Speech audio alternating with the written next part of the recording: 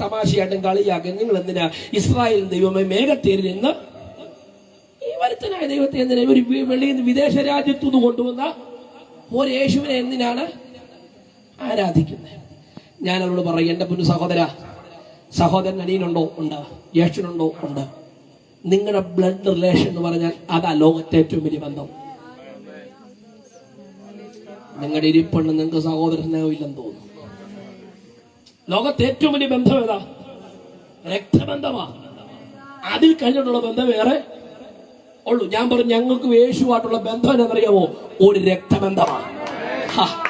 ഞങ്ങൾ യേശുവായിട്ടുള്ള ഞങ്ങളുടെ ബന്ധമെന്ന് പറയുന്നത് ഒരു വരുത്തനായ ദൈവത്തിന്റെ ബന്ധമല്ല, ഒരു ബ്ലഡ് റിലേഷനാണ്, ഒരു രക്തബന്ധമാണ്. അവന്റെ ചുടു രക്തം നൽകി. ഒന്നാമത്തെ ബന്ധം യേശുക്രിസ്തുവാനുള്ള നമ്മുടെ ബന്ധം രക്തബന്ധമാണ്. സ്തോത്രം അല്ലേ? ഈ പാഠകാലയിൽ കിടന്ന് നമ്മള് ആ യേശുവിന്റെ രക്തം ഒഴുക്കി. കാരണം ഇന്നും ആ രക്തം സംസാരിക്കുന്ന രക്തമാണ്.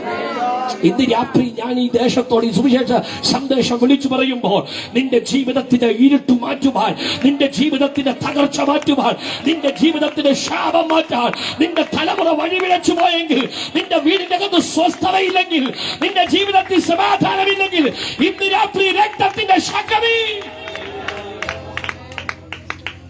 കൊലോസ്യലേഖനത്തിൽ വാക്യമുണ്ട്, യേശു ക്രിസ്തു ക്രൂശിൽ ചൊരിഞ്ഞ രക്തം കൊണ്ട് അവൻ മുഖാന്തരം സമാധാനമുണ്ടായി. അപ്പോൾ യേശു ക്രിസ്തു കാൽവരി ക്രൂശിൽ മരിച്ചത് നിന്റെ തകർച്ച മാറ്റാനാ. യേശു ക്രിസ്തു കാൽവരി ക്രൂശിൽ പരമയാഗമായി തീർന്നത് നിന്റെ ജീവിതത്തെ രൂപാന്തരപ്പെടുത്താനാ, നിന്റെ ജീവിതത്തെ അർത്ഥപൂർണമാക്കി തീർക്കാനാ. അതുകൊണ്ട് പ്രിയരെ, നമ്മളെല്ലാം മരിക്കേണ്ടവരാ കേട്ടോ. ആരും ചിരഞ്ജീവികളല്ല. നമ്മളെല്ലാം മരിക്കണം.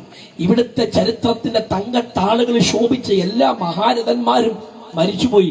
മേരി ജോൺ തോട്ടത്തിൽ പാടിയ സമർത്ഥനായ സിസറും പ്രസിദ്ധനായ ഹോമറും സമർത്ഥമറ്റ സോളമൻ തുടങ്ങിയ വിജ്ഞരും അമർന്നുപോയി. കാലചക്ര വിപ്ലവത്തിൽ നമുക്കെന്ത് ശങ്ക മാറ്റം ഒന്നു താൻ. ഒരിക്കലും ഈ ജഗത്തെയും ജഡത്തെയും വിട്ട് പിരിക്കണം. വിസമ്മതങ്ങളൊന്നുമേ ഫലപ്പെടാതെ യാത്രയാണ്.